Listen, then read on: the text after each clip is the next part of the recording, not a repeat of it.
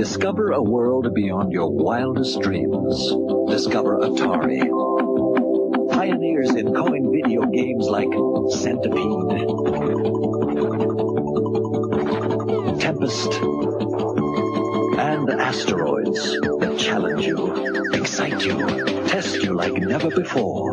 Discover the Atari that opened your eyes to the world's most popular home video games like Space Invaders, Missile Command, and Warlords. Discover the Atari that brought you a home computer truly designed for the home. Sophisticated for advanced needs, yet simple enough for your child to use. Compose music, play advanced games, manage your finances, all at the touch of a button. Discover Atari. And discover how far you can go. Atari. A name that, to this day, is still, actually, synonymous with the world of video games. For a time, they were the dominant force in the industry, easily the most successful company of their day in this particular market. And they didn't just make video game-related things, they also delved into personal computers for other uses and things of that nature. But Atari, kind of fell off really hard. And I suppose some of you might be wondering, why? Well, there's actually a lot of reasons. Atari's downfall is relatively complicated, because, frankly... Okay, look, it's just a lot. Alright, and we're gonna go into it, because of course we are. That's what we do. We have fun here. But I just want to warn you all, before I get ahead of myself, that there's a lot of videos about Atari's downfall on the internet, a lot of articles about it, a lot of things have been discussed about it, mostly because gamers like to talk about gaming stuff. And the problem with that is that misinformation is just all over the place when it comes to this particular story. And it annoys me, as all misinformation does.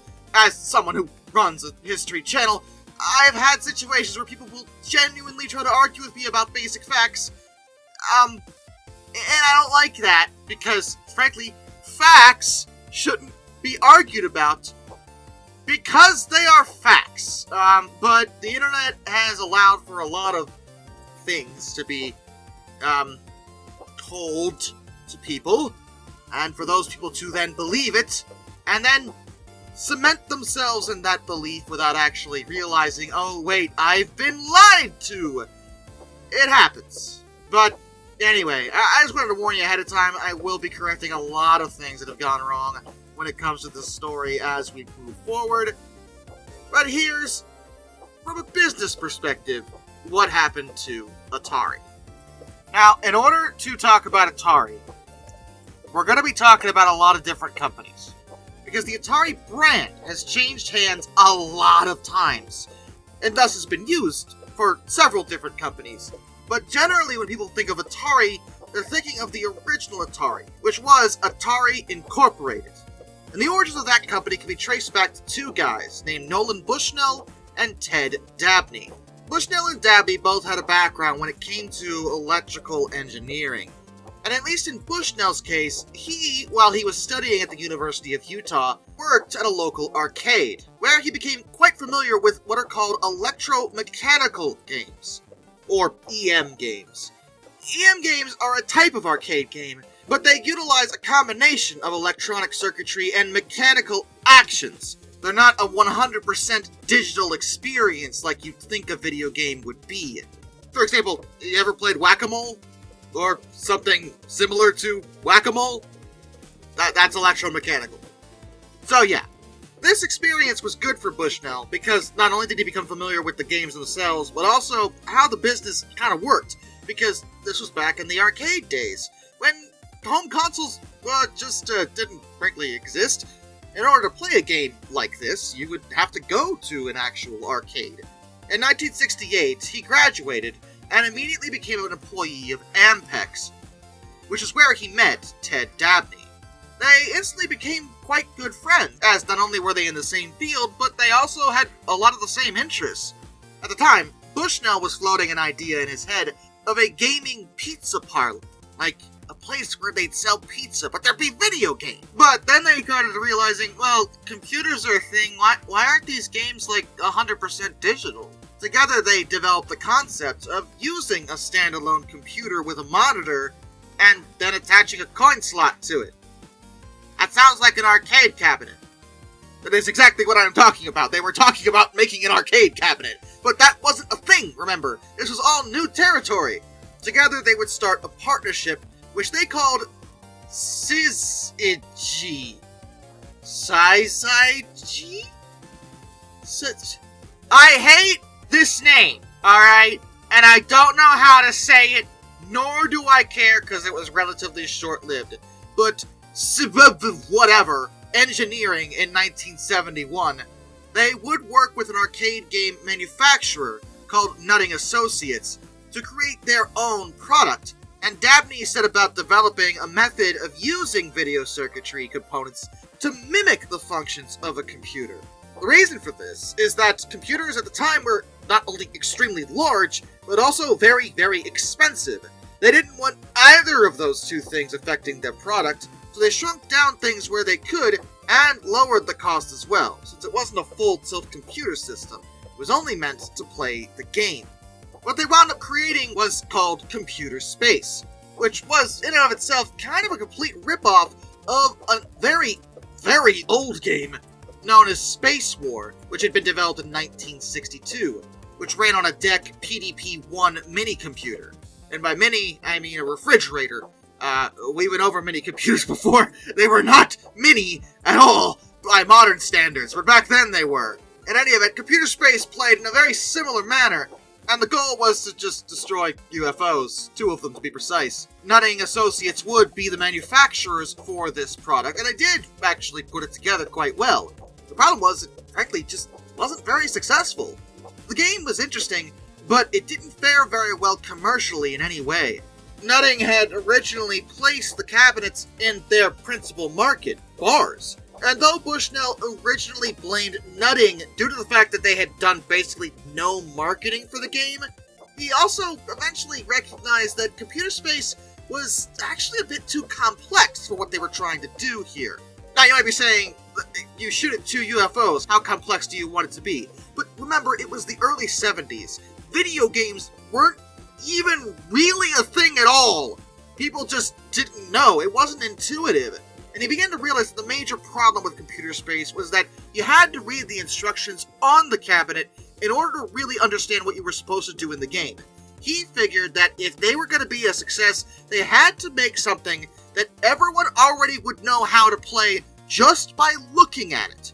Meaning something so agonizingly dirt simple that even the biggest moron on the planet could figure it out at a glance. Indeed, that is exactly what they came up with next. Bushnell would approach a pinball game manufacturer known as Bally Manufacturing. Bally was interested in the idea of getting into more arcade games, especially more ambitious ones and unique ones like Bushnell and Dabney were talking about, but only if Nutting wasn't involved, since technically they were a competitor. Bushnell wasn't particularly happy with Nutting anyway, so that was a pretty easy sell. At the time, neither him nor Dabney were getting any pay out of this because they didn't really have a product.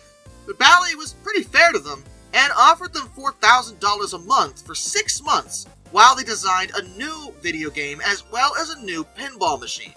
Those extra funds weren't just pocketed by them. Not only were they used to support what they were working on, but they used the excess to hire another guy named Al Alcorn. Alcorn had been a co-worker of theirs at Ampex, and he wanted him to focus on designing the new game. Alcorn was actually pretty interested in making a driving game, since he felt that most people could readily understand that. But Bushnell said no, because he felt that was still gonna be too complicated. Driving is very complicated. So difficult. Admittedly, some people can't drive. I mean, have you driven lately? Nobody can drive. Okay, you know what? Maybe Bushnell was right about that assessment.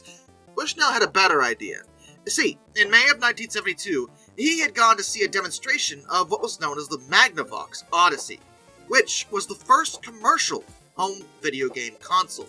It included several games, It was remarkably dirt simple, and didn't actually sell all that well, but on the Odyssey there was a game known as the tennis game.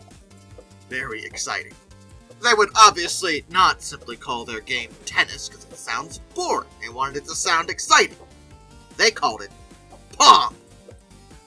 Oh yeah, witness the power of gaming in the early 70s. You kids with your 4Ks and your 500 frames per second. You don't know nothing about gaming.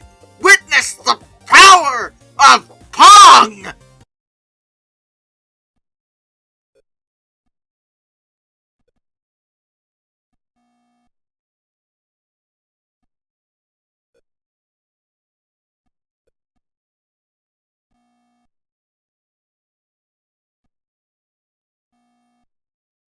This was really fun, actually. It is a dirt simple game, but that was the whole point.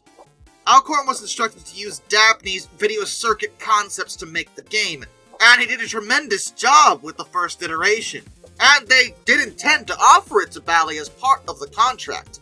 They also decided to start incorporating their own firm, but apparently, Sizig,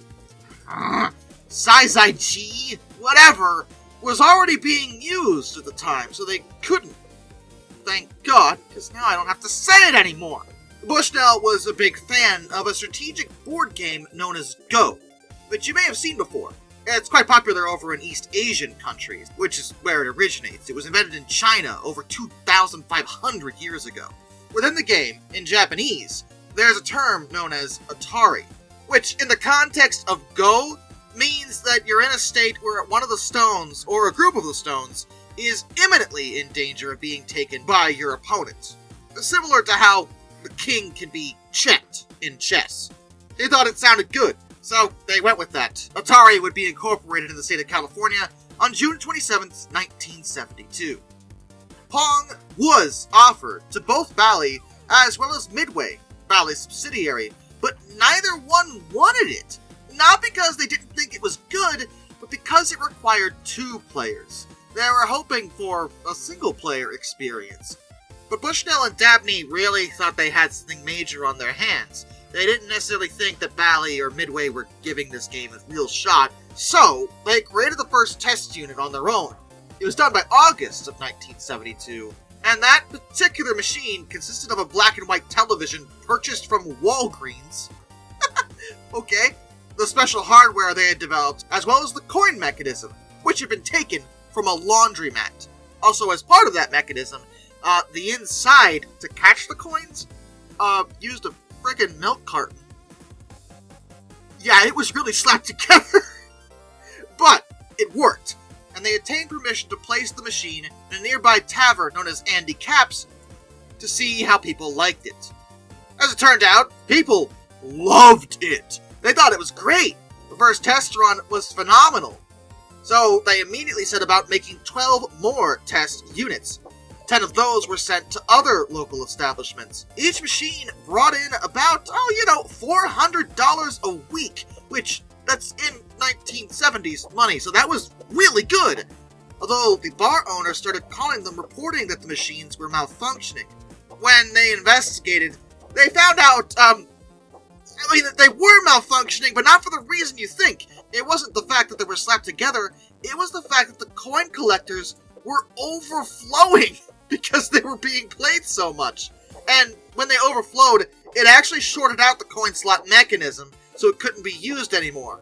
But there still wasn't enough to convince Bally, which was deeply frustrating to both Bushnell and Dabney. Because, okay, look, they'd already proven that people wanted to play this game. Just manufacture it, you cowards! Do you not want to make money? Well, apparently not, because they never would take it. Bushnell told them that they would offer to make another game for them, but only if they were sure they were going to reject Pong. And if they did, they would also have to let them off the hook for that pinball machine design that was part of the contract. Bally, for some reason, agreed to this, even though it was a net loss for them. I mean, in retrospect, this was a massive flub on their part. They completely missed the mark on Pong, because Pong would go on to be an astonishing success. Though Bally wasn't alone when it came to being skeptical of it.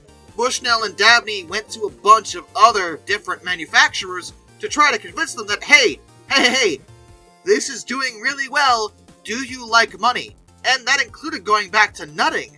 And all of them said no, because they are made of failures. Okay, fed up with everyone not believing that they know what they're talking about, Bushnell and Dabney decided to release Pong on their own, which was a tremendously risky thing to do because despite their confidence in it, manufacturing all these machines themselves was going to be expensive. They were going to have to absorb a massive amount of money in order to set up a manufacturing facility. They wound up leasing a former concert hall and roller rink in Santa Clara to produce those Pong cabinets. The first ones shipped out in November of 1972. And it was a success, as they had clearly demonstrated. Everyone loved Pong. There was a massive craze around the game despite its simplicity, though its simplicity was, again, probably to its benefit. As Bushnell had wanted, people could look at Pong and almost immediately figure out, oh, so I just gotta knock the thing back and forth, right? Yeah, that's it. It's just like tennis, or ping pong. You know, cause Pong, that's where they got the name, ping pong. I mean, I thought that was obvious. I didn't feel the need to stress that before. Anyway, by the time production ended, they had made over 8,000 Pong cabinets, and frankly, they actually couldn't make the Pong cabinets fast enough to keep up with the demand. It wasn't that people didn't want to play it. It was that too many people wanted to play it. That's why they wanted another larger company to help them with this project, because they already had the infrastructure and manufacturing experience that these two guys lacked. But they had to do it themselves, and as such, couldn't make the machines fast enough. As a result of the game's success, a lot, and I mean a lot, of other companies started producing their own versions of Pong, because it was such a dirt simple game it was kind of hard to patent, although, which is probably worth mentioning, that Atari totally got sued over this.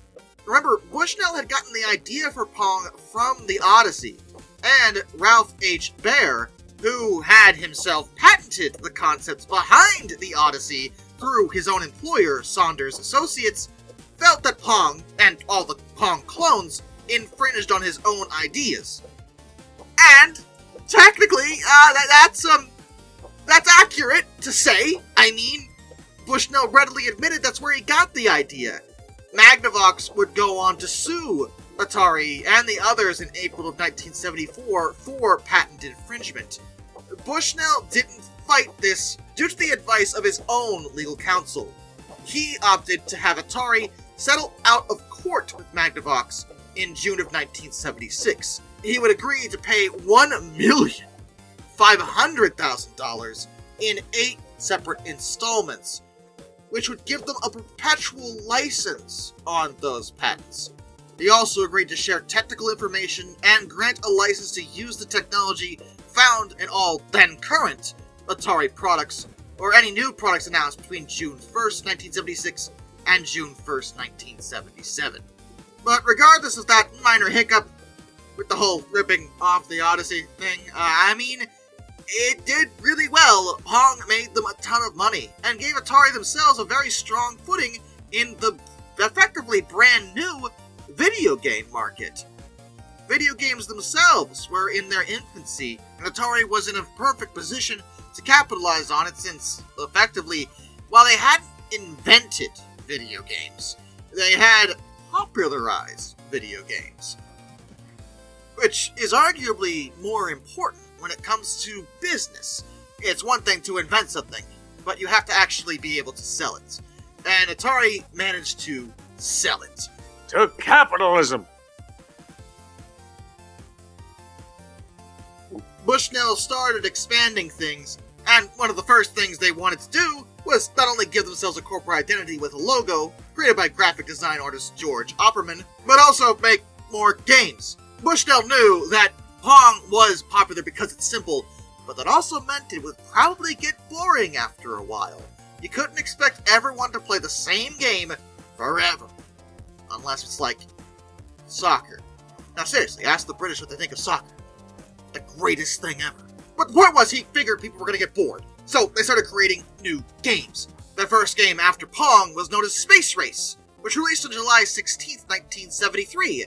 You ever heard of Space Race? Probably not, because it was a commercial failure, but that wasn't necessarily an indication that video games weren't going to be popular.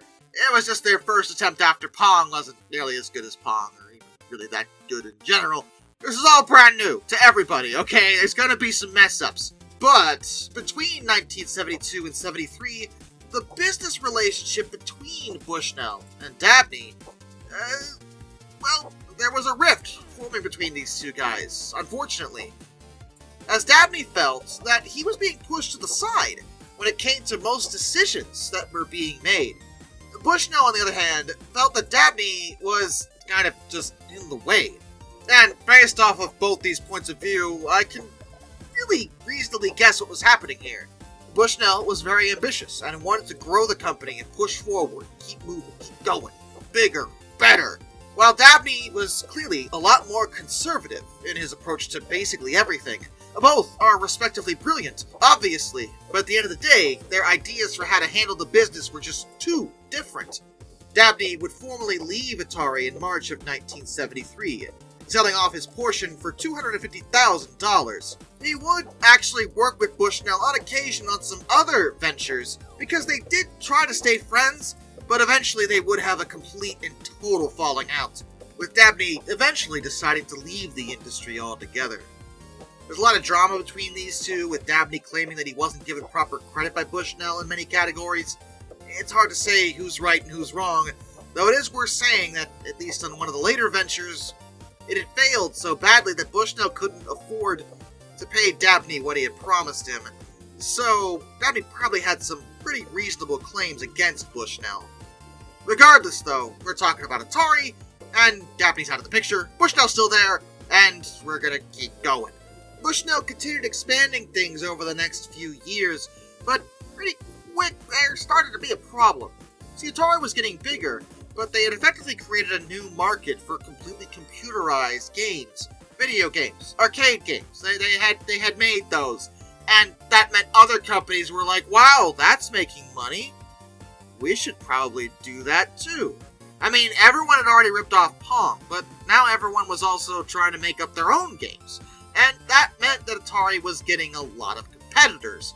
This became a real problem by 1974, so much so that Bushnell had to lay off half his staff. Then they made an accounting error. Yeah, seriously, they made an accounting mistake. And that made them lose money on the release of a game called Grand Track 10. How they made an error that would cause it? Who screwed up that badly? Did you fire him? I hope so. Then they made a decision that on paper probably made a lot of sense. They wanted to expand into Japan. Now, going international at this point may seem like a weird decision, but Japan loved their arcades. It seemed reasonable to expand their product line and distribute them over to Japan. They opened a division which they simply called Atari Japan, and it was a complete freaking disaster. It was awful. Not because it was a bad idea, it's that Bushnell just didn't realize how hard it was going to be to get into Japan. According to him, they simply didn't realize that Japan was a closed market, meaning there were a lot of legal and cultural hoops to jump through, which they just didn't even know about or were ready for. It probably would have sunk them, except that they managed to work out a deal where they sold Atari Japan to Namco for $500,000. That gave Namco exclusive distribution rights for Atari's games in Japan, and gave Atari the ability to sell their games over there, but also not have to deal with the headache that came with doing it themselves. In September of 1974, they would also decide to merge with a company called Key Games. Now, Key Games was already tied directly to Atari since its inception. It was headed by Bushnell's own neighbor. Yes, really, named Joe Keenan. And the intent behind Key Games was to circumvent the arbitrary, obnoxious rules of pinball distributors, who all insisted on exclusive deals to distribute, well, the games. This was a problem for Atari, because, well, they wanted to distribute their games everywhere, and every single time they went to a large distribution agency, most of which dealt with pinball machines, to do that, They were like, okay, we will, but you can't work with any of those other people.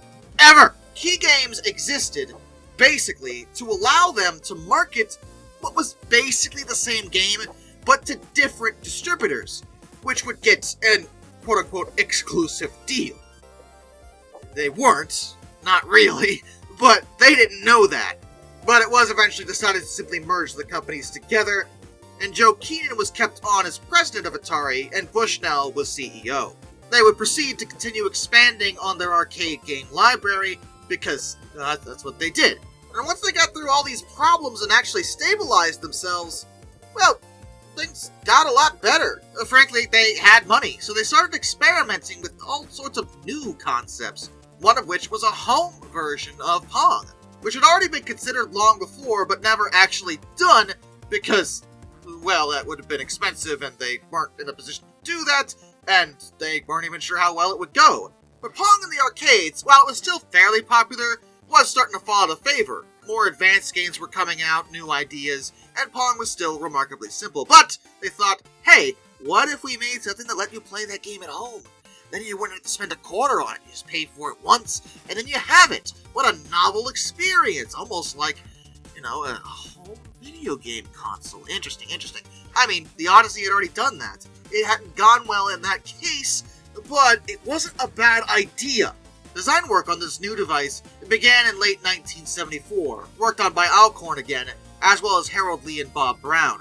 Despite effectively miniaturizing Pong into a home console, once again, they were struggling to find a distributor. Oh, I'm sorry! Pong has already proven to be a ridiculous success, and you idiots don't want to distribute it as a home thing. Because you don't think it'll sell. Really? Really? You utter Listen. You don't understand the power of Pong, alright? This game is nuts. Everyone loves Pong. You shut up. And they did finally find someone to give them a chance. Sears. What? Really? Sears? Why would... You know what? I don't care why. Sears did agree to it, signing an initial contract to manufacture 150,000 units by the end of 1975 in preparation for the holiday season. Despite being made by Atari, they were branded as Sears Telegame, and it did really well. It was in massive demand. Everyone wanted one for the holiday season, and by 1976, Atari was releasing their own home Pong consoles, as well as other variants of the game, under their own name, not Sears, which, for the second time in this story, caused a whole bunch of other companies to make a bunch of rip-offs of Pong in a home console format and throw those on the market. There are a gajillion home Pong consoles. I am not going to go over all of them here, because that is a story in and of itself. They are all somewhat unique. Some offer weird perks and weird problems. It's a lot. But Bushnell set his sights on something bigger. Yeah, the home Pong console's nice, but at the end of the day, you can only play one game. And he still remembered the Odyssey. Now, the Odyssey was very limited, but technically it did come with multiple games. They were all basically variations on the same effective layout, 2 paddles, but they were all different. He wanted to create a console that could, at the bare minimum, play all 4 of their then current available arcade games. This also went further because he thought that it was better to have, well, a console with swappable games, not ones that were necessarily built into the thing. That would enhance the overall lifespan of that particular piece of hardware, in his mind, because if you made it dedicated for just one game, well, people would get bored of it eventually, probably pretty quick. And the arcade market, while they were doing well in it, was pretty risky. It took a significant amount of time, as well as money, to develop a full-tilt arcade cabinet with rather limited chances of success. They already had a handful of technical failures in that regard. But a home console with swappable games was different. They would all use familiar hardware, bringing down production costs, as well as giving users a lot more variety when it came to what they could utilize and play on said console. Though they did start working on it over at Cyan Engineering, which Atari had purchased back in 1973, they actually didn't make any headway, simply because, frankly, in those days, developing what Bushnell was envisioning was a tall order.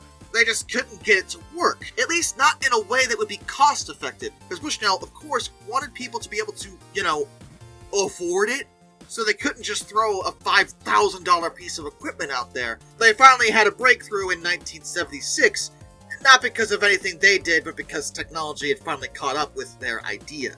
MOS Technology released a new microprocessor, known as the 6502, that was actually inexpensive, while at the same time being very good. It had sufficient performance. Atari would hire Joe Decour and Jay Miner to develop custom hardware for their new device, particularly the Television Interface Adapter, or TIA. It was effectively just a variant of the 6502, but specialized for what Atari was building. The project was codenamed Stella. It would eventually result in the Atari Video Computer System, or Atari VCS. Now, some of you are probably looking at this and saying, isn't that a 2600? And yes, it is. When it first launched, the 2600 was not called the 2600.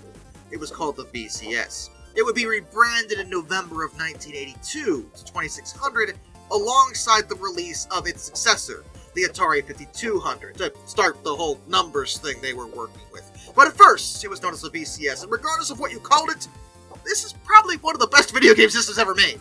Yes, of course, these games are astonishingly dirt simple by today's standards, and in many cases you may not even know what you're looking at. But the VCS became something truly remarkable because, well, the swappable cartridges, basically.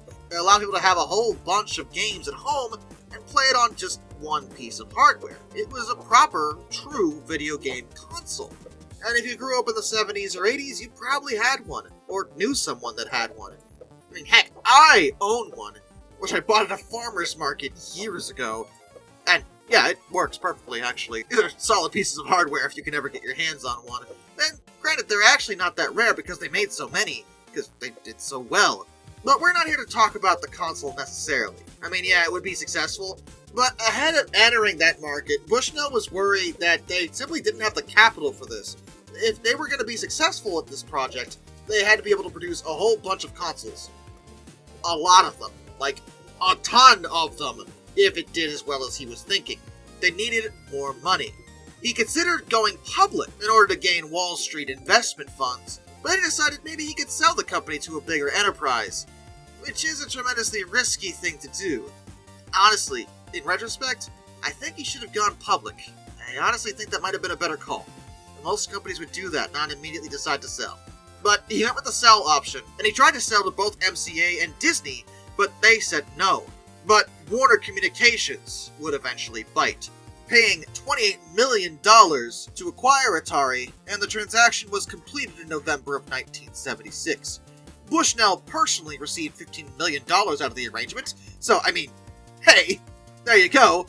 And he was kept on as both chairman and CEO, and Keenan stayed on as president, so there was really no management shakeup either. It was a pretty decent deal at first.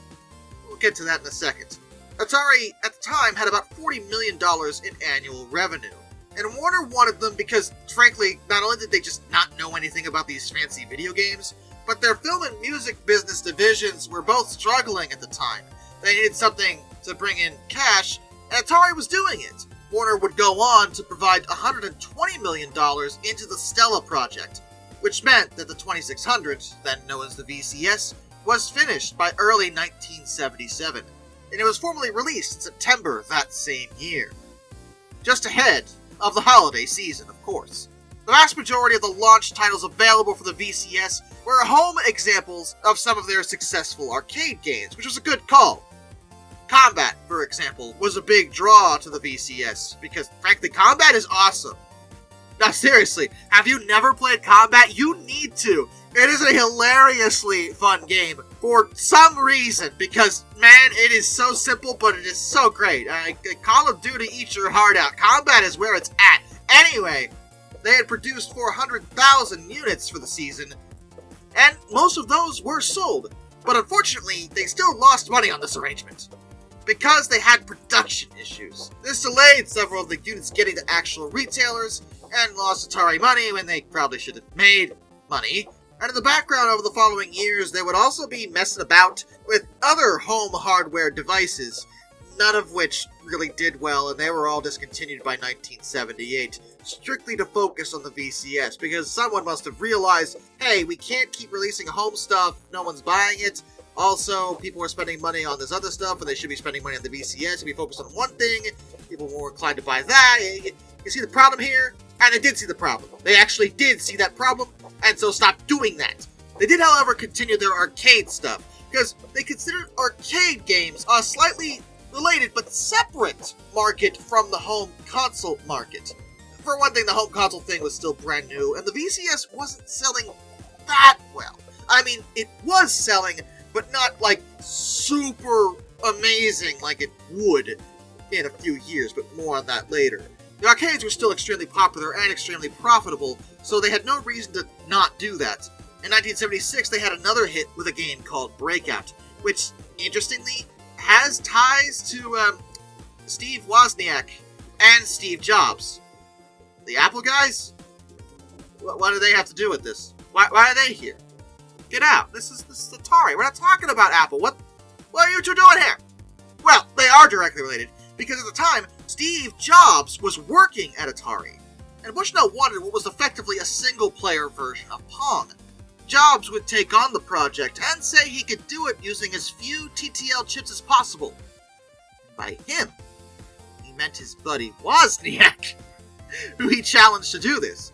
Wozniak delivered, and Breakout was a big success, selling about 11,000 units, which Atari also struggled to keep up with demand for that because people wanted to keep playing it because it's a pretty great game, honestly. A number of those units were exported over to Namco for them to distribute, and Namco would even create their own clone of the game because they weren't getting enough units from Atari. That in itself would actually establish Namco as a super dominant player in the Japanese video game industry. They continued to work on other things as well beyond the VCS and even arcades. Well, it was still arcades, but they decided in the late 70s to start working on pinball games. Pinball was still very popular, and it wasn't that far off from arcade games, it just used more mechanical devices.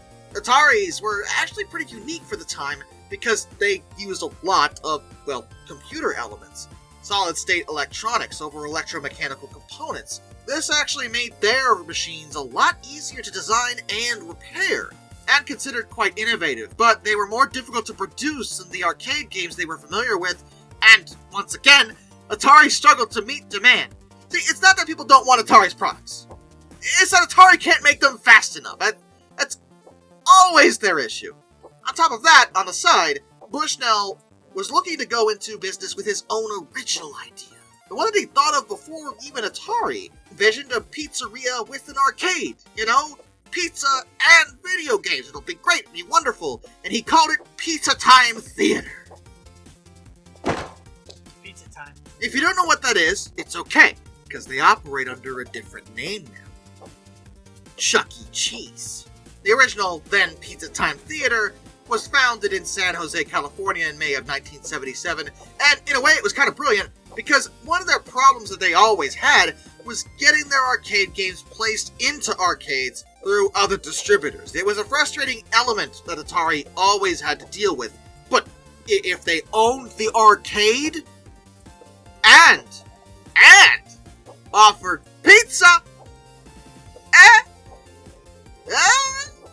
it wasn't a bad idea. It wasn't. And Pizza Time Theater, as well as Chuck E. Cheese by extension, is its own story. But I wouldn't have been able to talk about Atari without bringing up this particular element. In 1978, they would also start hiring even more programmers to help support the VCS, because they were starting a second wave of games released for the console. They needed to keep the game library fresh, because they wanted to keep supporting it, and, you know, so people would buy it and have more games. And the logic was, if there were more games for this thing, the more people were going to want it, because, well, there was more games available for it. It was like having your arcade at home, and the games were a lot cheaper than a whole new console, after all. This second wave was a lot more experimental. A lot of the games were even based on board games, for example, but these proved a lot more difficult to sell. Also in 1978, an individual by the name of Ray Kassar was hired to help market Atari's products by Warner's Manny Gerard, who was responsible for overseeing Atari. Kassar was made president of the Atari Consumer Division, and he would prove to be a relatively effective marketer. He knew what he was doing. He would help create a new marketing campaign that featured celebrities under a new slogan, "Don't watch TV tonight, play it." Oh yeah, you can now play the show. It looks exactly the same. Yeah, it doesn't, but you know, it was good. It was good. I poked fun, but it was good. And Kassar also helped Atari deal with production problems with the VCS, because once again, Atari was not producing them fast enough, while at the same time also improving the quality assurance of both the consoles and the games, so that when people bought them, they would, work. All good things. 800,000 VCS units were prepared for sale for the 1978 holiday season, and this kind of started annoying Bushnell, who suddenly realized that he didn't have complete control over Atari anymore. It may have dawned on him about this time that, you sold it to a large company. You think they were going to let you have complete autonomy? It's Warner, man. Come on now. They don't do that. Bushnell also felt that the VCS shouldn't be their final goal, that they should be working on a successor to the VCS at some point, something even better, like they were doing in the computer industry. When his engineers had made the VCS, they only planned for it to have a lifespan of about 3 years or so, before the next best thing would be available. But Warner instead felt that they should just keep making games for the VCS, and nothing else, because they saw it like the music business. You just make new stuff for whatever hardware it is. Everyone has a record player. You don't need to make a new record player. It's the same thing, right? No, it's not. Computer technology is rapidly advancing. It's changing. They could make a newer console, sell those with even better looking game, even at some point getting to the level of arcade quality. That's what Bushnell thought they should be doing, but Warner wasn't listening on this front. Bushnell also wasn't the one responsible for preparing 800,000 units to sell in 1978. That was not his call. He straight up told Manny Gerard in November of 1978 that they had made way too many, and that the consumer division would suffer a major loss as a direct result. As it turned out, though, he was kind of wrong. Yes, sales were languishing at the time, but Kassar's marketing, as well as the arcade hit Space Invaders, which was available for the VCS, caused sales of the console to spike like crazy, because everyone had to play Space Invaders. No, that's not a joke. Space Invaders was a huge deal. Everyone loved that game. They netted $200 million in sales, and Warner lost complete confidence in Bushnell as a direct result, realizing that if he had been in charge, they wouldn't have that money because they wouldn't have made nearly enough consoles to support the sales, and immediately removed him as chairman and CEO. But they offered that he could stay on as director and creative consultant. Well, he said no. The heck with that. He left the company entirely, and would wind up using the wealth he had built, to be fair, to purchase the rights to the Pizza Time Theater for $500,000. Warner was happy to sell it because, frankly, it hadn't been doing that well, but Bushnell would go on to make Chuck E. Cheese a pretty famous brand. It's had its ups and downs, and again, it's its own thing, but that's pretty much where he went. Keenan was still there, though, and he was moved into the chairman position, and Kassar was assigned as president after Bushnell left. Keenan would leave the company just a few months later to go hang out with his friend Bushnell and work on Pizza Time Theater. Kassar would then be promoted to CEO and chairman of Atari. He was in complete control now, and it was time to do some more Kassar stuff. And by that I mean a lot of changes. For one thing, the workplace culture was altered entirely. See, under Bushnell, Atari was known as an extremely, outrageously laid-back place to work. Everyone was just chilling, honestly, because Bushnell wanted to create a relaxed but creative atmosphere. Many of the employees were unironically called hippies, and smoking multiple different kinds of drugs, not just cigarettes, as well as on-site hot tubs were pretty common at Atari under Bushnell. But when Kassar took control, he wanted to change all of that. He didn't have time for these dang kids with their attitudes and their fight the power nonsense, especially when, frankly, they were kind of hypocrites because they were being hippies saying they don't need corporations and stuff, while they were working for one of the largest corporations on the planet. Guys, you're not hippies anymore. I'm sorry. Kassar was pretty openly hostile with them, too. especially the programmers, referring to them as spoiled brats and prima donnas. Kassar ruled over Atari with a bit more of an iron fist when compared to Bushnell, and the game developers no longer had the creative freedom they once did, even regarding their own titles. While Bushnell felt that letting the programmers make the games they really wanted to make was important, Kassar didn't agree. The Superman game for Atari, released in 1979, was actually one of the earliest movie tie-ins, and it was a major deal because, for one thing, it's frickin' Superman and it's a movie tie-in. Warner wanted it to do well and wanted it to be great. Kassar decided it would be easier to convert an already existing game into a Superman game, so he pressured one of his employees, Warren Robinette, to convert a game he was working on that he called Adventure into a Superman game. Adventure on its own was a pretty generic, adventure game, that's all it was. Robinette refused to change it, because, frankly, this was ridiculous.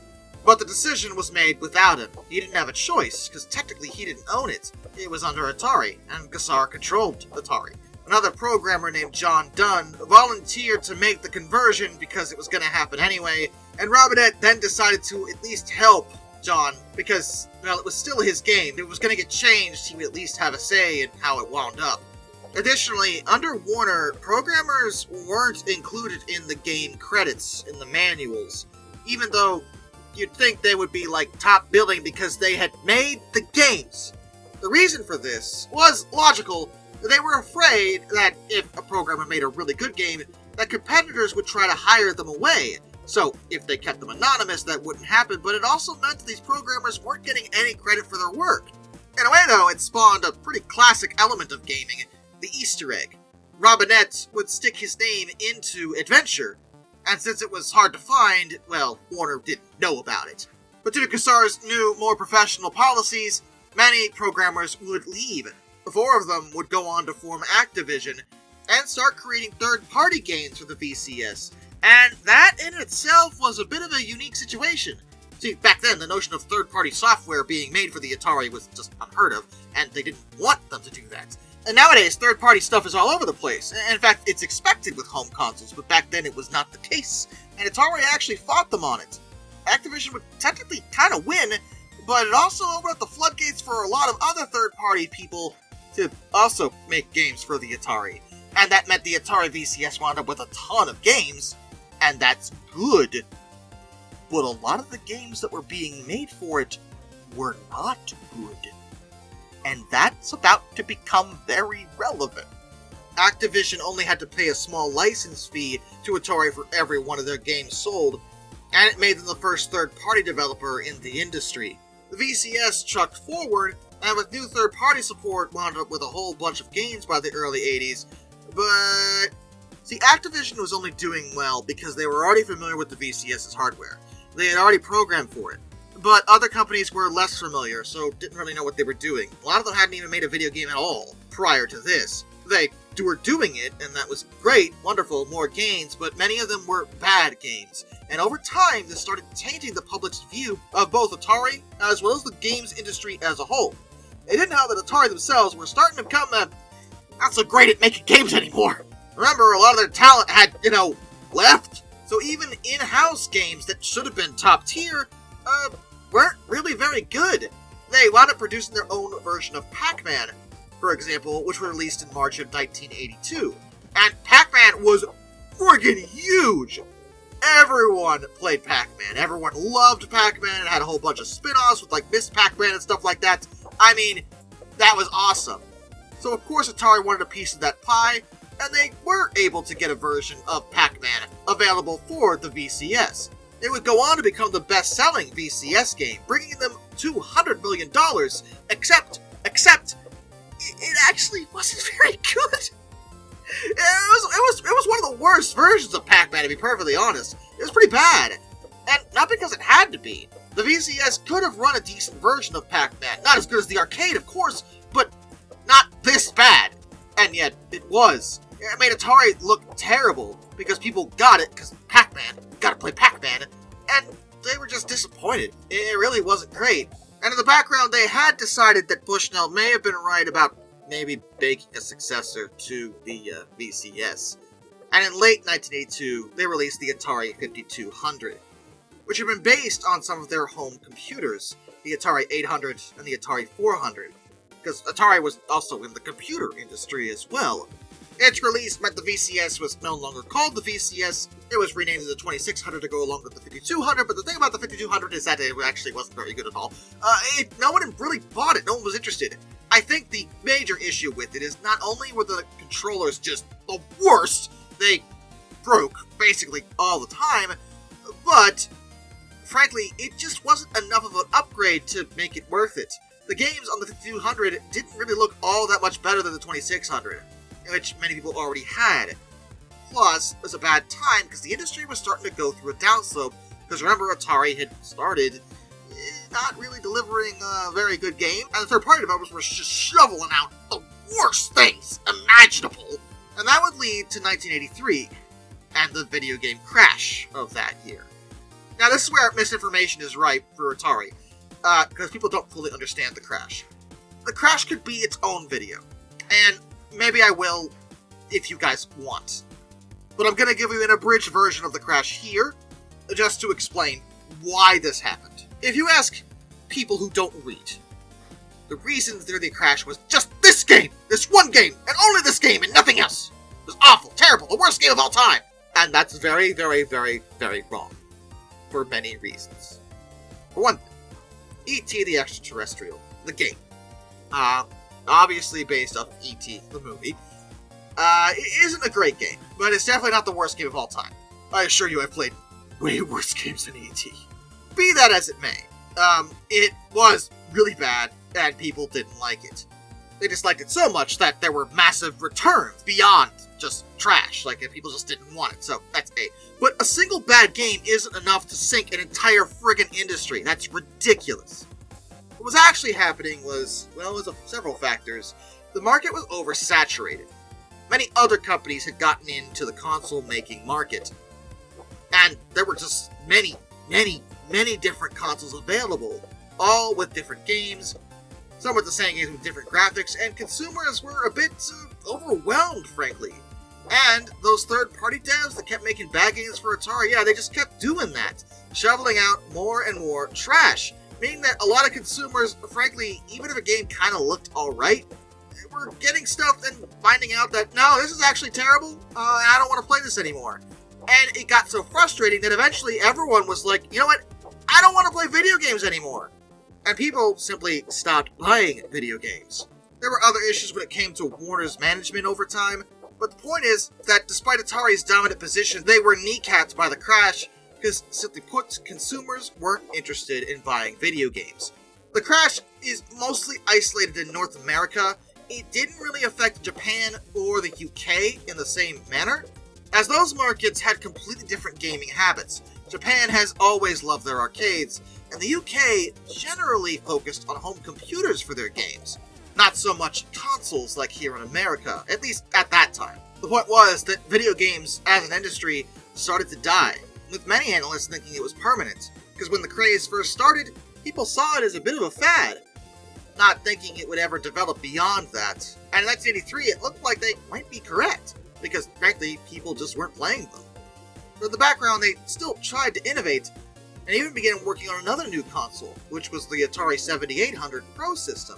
It was supposed to launch in 1984, but that would not happen, at least not at that time, because Warner was feeling the squeeze from this. Atari was supposed to be their cash cow, and probably their other ailing divisions, but they had managed to drive them into the ground, so they decided, okay, well, we've screwed this up, let's just sell Atari. Yeah, that's a great idea. And sell they did. Warner sold off the assets of the consumer electronics and home computer divisions of Atari, which included both the console and computer production, as well as the game development and the Atari Soft divisions, to Jack Tramiel. What? Wait, you mean the Commodore guy? And yes, Jack purchased Atari, in exchange for taking on roughly $240 million in debt that was held by Warner. He merged those assets together into his own Tramiel Technology Limited company, which he then renamed to Atari Corporation. But that's only part of the story, because other elements of Atari were sold other places. Ataritel, for example, was sold to Mitsubishi, interestingly. And they released one of the first digital video phones based off of Atari's original designs under the brand Lumaphone by 1986. That's pretty cool. But the other one we're going to focus on would become known as Atari Games Corporation. In 1985, Warner created a new joint venture alongside Namco, and this would hold the coin-operated games division from Atari, basically the arcade stuff. Tramiel had everything else for the home stuff, but they kept the arcade stuff and moved it into this new entity with Namco, and they called this Atari Games Corporation. Warner retained a 40% share, and Namco owned the majority stake, but they lost interest and sold 33% of the shares to the company's own employees. The result was that nobody had a controlling share, meaning that Atari Games Corporation became an independent company. And because of this, they have managed to annoy me, because now I have two different Ataris that I really need to focus on. The Mitsubishi element, we can kind of ignore that. It's not really a major deal. But it means that there's two different Ataris, both with their own unique histories, that I somehow need to go over. Because of course there is. Well, this video's already been long enough. And I've skipped over a lot of details, okay? This is ridiculous. I just want you to know that, but... yeah. So, we're going to start with Atari Games Corporation, not because it's more important than Tramiel's Atari, but because it's shorter, and I want to get it out of the way. Atari Games Corporation would go on to continue making arcade games in units. Most of these were delivered to Japan, at least at first, simply because the crash was still going on in America. But over time, as the crash subsided, they were able to release more games into American arcades, at least the ones that were still around. But they also decided to start dabbling into home consoles when that became more popular. In particular, they operated under the Tengen brand name for this particular purpose, and released multiple different games on consoles like the Nintendo Entertainment System. And Atari Games Corporation, acting under Tengen, was playing fast and loose when it came to the rules of the Nintendo Entertainment System. You see, Nintendo recognized that one of Atari's major issues was that there were too many frickin' third-party developers making a bunch of slop for the console, tainting the image. So Nintendo had a bunch of very strict rules and guidelines that third-party developers had to meet. Tengen thought that was ridiculous, and proceeded to figure out a way to circumvent the lockout chip that kept people from making whatever they wanted for the NES, meaning that they started creating a bunch of unauthorized games. They got away with this for a significant amount of time, though eventually would have to settle with Nintendo in 1994, paying them cash damages, as well as for the use of several patent licenses. That same year, Warner, well, by that point, Time Warner, reacquired a controlling interest in Atari games, making it into a subsidiary of the Time Warner Interactive division. The Tengen brand would be dropped by that point, in favor of the Time Warner Interactive label, for more of their home console games, though by 1996 they were up for sale. Interestingly, Nolan Bushnell at this point comes back into the story as he tried to buy Atari games, but unfortunately his bid was unsuccessful, and the company would be sold off that year to WMS Industries, who also owned the Williams, Bally, and Midway arcade brands by that point. In 1998, the video game assets that were under WMS Industries were spun off as a brand new independent company labeled Midway Games, and they ceased using the Atari Games Corporation name entirely in 1999. Midway Games would exit the arcade industry in 2001 due to a decline in that market, and was eventually disbanded in 2003. Technically, Midway Games West continued to exist as a holding entity for some copyrights and trademarks, but in February of 2009 they filed for Chapter 11 bankruptcy protection, and in July of 2009 most of their assets were sold to Warner Brothers Interactive Entertainment, which gave all the Atari Games properties back to Time Warner again. Ugh! Was that annoying for you? It was annoying for me. Let's talk about Jack Tramiel's side of things. Let's go all the way back in time to 1984. Jack Tramiel had been forced out of Commodore and was hopping mad about it, but he still wanted to continue in the industry, founding his own company named Tramiel Technology Limited. His plan was to use this new company to design and sell a next-generation home computer, but he saw an opportunity when he realized Atari was up for sale. Prior to that, Atari had been a major competitor of Commodore, but given Atari was so focused on video games and not as much on computers like Commodore had been, they were hurt a lot more by the crash. Whereas Commodore, and by extension Tramiel, had been kind of alright, like not great, but alright. And he was a wealthy man, and he was good at making deals. He was able to negotiate the sale, and took control of the company. Tramiel also recognized they probably shouldn't be investing a lot into video games at that point because the crash was going on still. And even in the years after 1983, the effects would be lingering. Instead, he thought, well, like he did at Commodore, which was home computers. Things that didn't necessarily have to be used for games. Remember, the 2600 was only a game console. You couldn't use it for, not playing games. That's what it was for. I suppose, I'm sure some software exists where you can do other things, but that's not the intention. I mean, it didn't even have a keyboard. So he directed the company to focus development onto the 16-bit computer system known as the Atari ST, which would release in 1985. It was the first personal computer with a bitmapped color graphical user interface. Pretty cool, and was honestly kind of a success. It wasn't a massive success, but a decent one. It was a good piece of hardware. And alongside it, they released updates to their line of 8-bit computers, the Atari XE series. This combined with some more safer options securing them a share of the market and actually making the money, Tramiel also directed them to start producing game consoles again in 1986. They released the Atari 2600 Junior, as well as the aforementioned Atari 7800. The 7800 was actually a pretty legitimate upgrade compared to the 2600, or the 5200 for that matter. For one thing, the controller actually worked, unlike the 5200, and you could see a clear difference in the games. And they started actually making a profit, $25 million to be precise, in 1986 alone. The Atari ST, interestingly, didn't do that great in America, despite being an American product. Mostly because there were just a lot of other options, more powerful ones. However, over in Europe, they loved the Atari ST. It did great over there. So, regardless of where it was selling, the point is, it was selling, and that was good enough for Tramiel. Though he recognized that in order to compete in the US market, you better get with the program regarding what the consumers wanted. IBM PC compatibles. IBM clones. That's what they wanted. Pain in the butt, nobody liked it, but, what the heck.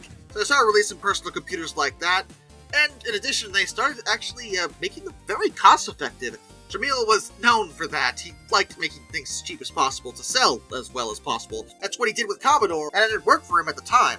Later on, they would again adjust their footing by releasing MS-DOS compatible computers. And, I'm saying all this, and you're probably thinking, wait, this all sounds like good things. Is Tramiel doing a good job? And, okay, Tramiel is a complicated individual. He's not stupid. And he had some good ideas. A lot of good ideas. He knew how to make money. Also, he was notoriously difficult. And he was a stubborn man and really hated spending money on friggin' anything. Sometimes these traits are good in business because you don't want to overspend. And trust me, Tramiel never overspent on a dang thing in his life. But sometimes you do need to spend money. The problem with Tramiel and the Atari branding is that, well, under his control, Atari started having a bit of a reputation problem. Basically, he was known for penny pinching, as well as being just a pain in the butt to bargain with on anything. He would often risk basically everything just to save a few bucks in the moment. And sometimes that was a good call. Other times that was a really, really bad call. While they were producing products that people often wanted, he would also often not produce enough of them to meet demand, because he didn't want to spend that much money initially. And in a high competition environment like this, that could be a problem, especially when the Japanese moved in on the console market. Nintendo came over and revitalized that market with the NES, followed up by Sega and the Master System. Sega would then follow that up with the outstanding Mega Drive/Genesis, depends on what you call it, and Nintendo would have the Super Nintendo. These two would dominate the console market, while Atari all of a sudden was languishing in the background, producing consoles, but not consoles that people were actually buying, at least not to any significant degree. And when it came to computers, they were already basically out of the market by the early 90s, shoved up by companies like Microsoft and Apple. Plus, uncharacteristically, Tramiel wound up making a bad investment. Yeah, I know, that doesn't seem like something he would do, but it did happen. See, in 1987, they agreed to purchase a company called Federated Group, an American chain of consumer electronics retail stores, for $67.3 million. Now, on paper, this makes a lot of sense. If they have their own retail store electronics chain, they can then push their own products into those stores and, sell more of their own stuff through their own stores.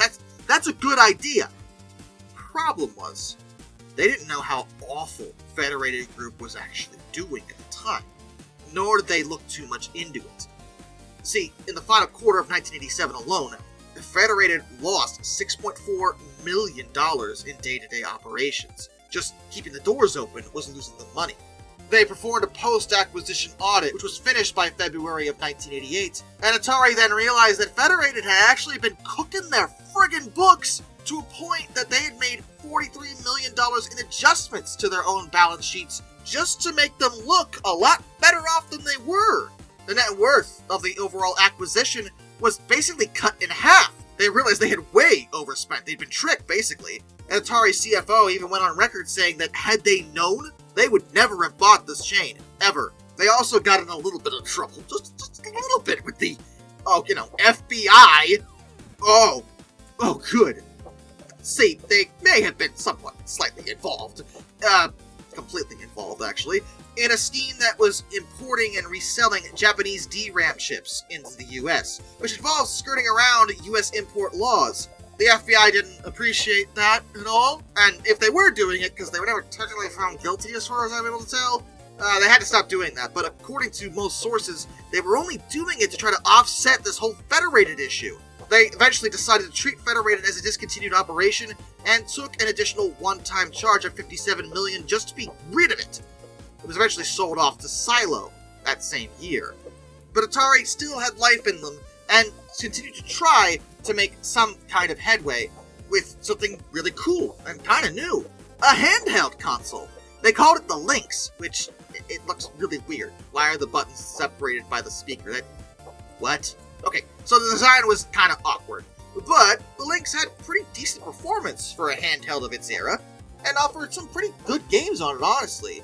People liked it, but they had supply issues due to a shortage of parts, meaning they couldn't release it nationwide for the 1989 Christmas season, and Nintendo's Game Boy didn't have this problem, and despite only having a monochrome screen compared to the Lynx's color, the Lynx had really crappy battery life, and the Game Boy didn't. It's a handheld console, people carry it around. You want the batteries to last. The Game Boy did that and had an amazing library of awesome games. Jack Tramiel would eventually step away in the late 80s, leaving Atari in the hands of his son, Sam Tramiel, who basically did the same thing his father did when it came to the company, although he steered them away from home computers, because frankly, they just weren't competing there, and he didn't think they could, so they tried to focus on video games again. In 1993, they would release their last home video game console, which they called the Atari Jaguar. It was marketed as the world's first 64-bit game console. Do the math! Jaguar, Jaguar, Jaguar! Jaguar! Jaguar! Jaguar! God, it sucked! The Jaguar was not considered a very good game console. Mostly down to, a couple factors. For one thing, many people question whether or not it was ever even 64-bit at all, because, frankly, it shouldn't have been. But due to a combination of two different processors, and the fact that the data path from the DRAM to the CPU was 64 bits wide, technically it was, but it didn't work like a proper 64-bit console would. And many pointed out that if other console manufacturers did the math for their consoles in this manner, well, for example, the Sega Saturn would be a 112-bit system. And I assure you, the Sega Saturn is not 112 bits. But regardless of that problem, the real issue with the Atari Jaguar was twofold. For one thing, that controller is utterly ridiculous, and I don't know how you didn't know that. But even if that wasn't a major issue, the Jaguar just didn't really have a very good game library. It did have a few gems on it, but for the most part the games were subpar or frankly just bad. Plus, Sam Tramiel had a mouth on him, and just could not shut up when it came to touting his console's future dominance. He even tried to call out Sony when they announced their upcoming PlayStation console, saying that he'd sue them if they entered the US market at a retail price below $300, because that's not allowed, apparently. And of course, one of the major issues with developing games for the console is that, well, frankly, many of the games were supposed to receive funding from Atari themselves. And Sam Tramiel was like his father and didn't commit sufficient funds to actually do that. So the games either were never finished at all, or, well, turned out bad, because, well, you gotta spend money to make decent games. It was a disaster, in every sense of the word. They even had the goal to release a CD add-on for it, which was even worse. Also, basically never worked. It broke all the time. So, yeah. I guess the stress of talking smack got to Sam, because he suffered a heart attack in December of 1995, which meant that he had to step down from his role. Jack, his dad, was still alive at this point, and came back to lead the company again. Jack opted to do a bunch of patent suing nonsense, and actually made Atari a bunch of money off of lawsuits, despite the Jaguars' failure. Jack is really good at finding ways to make money, okay? Say what you will about the man, he knows how to make money even with really stupid ideas. But even though they had millions of dollars in the bank at that point, they didn't actually have any new products to sell. They hadn't developed anything further beyond the Jaguar when it came to games, and they'd basically stopped entirely working on computers. On top of that, all the Tramiels kind of wanted out of the business. And Jack had only come back to bail out his son, and his son was in questionable health and wasn't interested in coming back to it either. It was too stressful, and they'd already made their money. They could retire comfortably and be just fine. In the end, Atari did a reverse merger with JTS Incorporated, forming JTS Corporation, which was completed on July 30th, 1996. This basically resulted in Atari becoming a holder for most of its properties, and the vast majority of their staff members were simply dismissed or just quit. Atari Interactive was shut down entirely, and the name Atari basically vanished from the consumer market, effectively bringing an end to this story. But you might be saying, I've seen Atari around. Don't you lie to me, darkness. Well, you've seen the Atari brand around. You have not seen the company. Okay? Okay. Because the brand has changed hands many times. Like, a lot of times this brand has been shuffled around.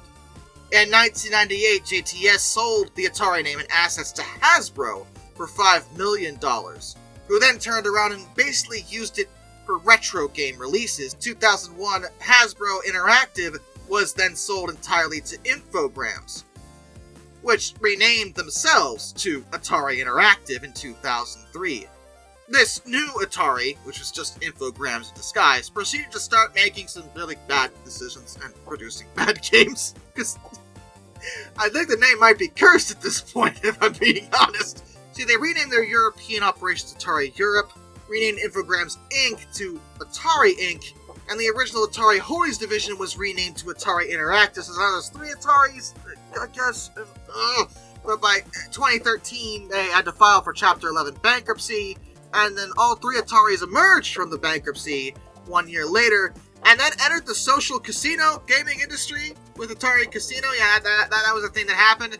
And then 2014, they said they were going to have a new corporate strategy that focused on new audiences. Specifically, as they put it, they said this, not me, the LGBT, social casinos, real money, gambling, and YouTube.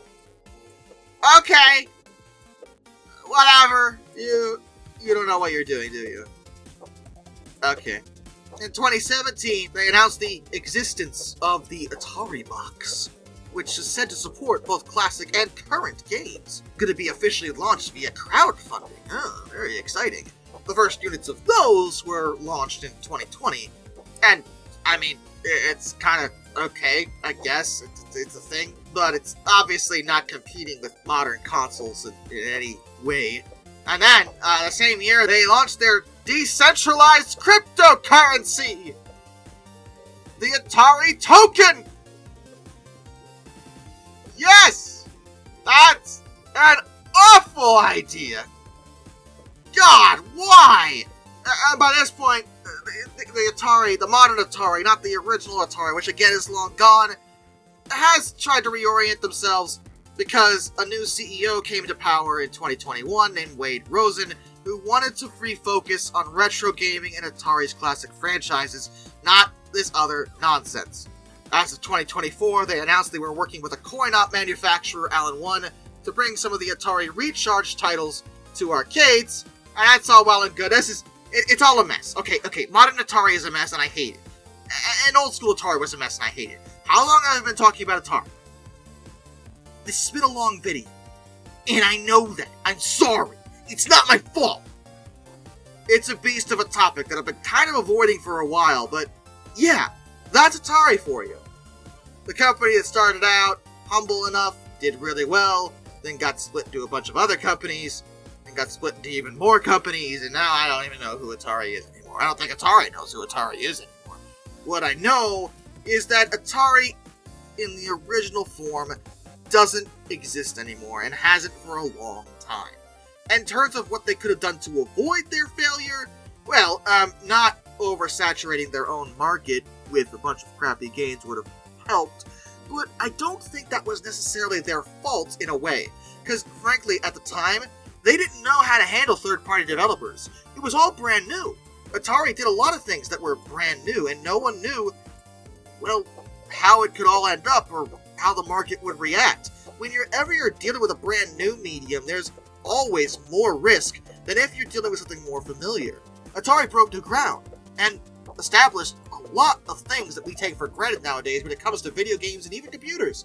But, as a result, they wound up making a lot of mistakes that I don't think they necessarily could have avoided in the sense of having the foresight to know about them. Because, how could they? Even under Tramiel, I mean, yeah, he was really bad about spending money on things, but he was only trying to play safe. And when he did occasionally spend money on something, it often blew up in his face, so I think he had a lot of valid reasons, not to do that sometimes, even when he should have. It's a lot. It's a lot. Atari is a lot. But, you know what?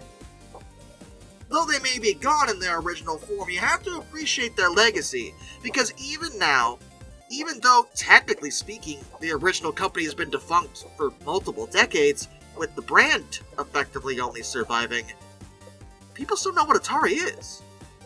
I mean, you hear Atari, you instantly think of video games. That's something that not a lot of companies can say.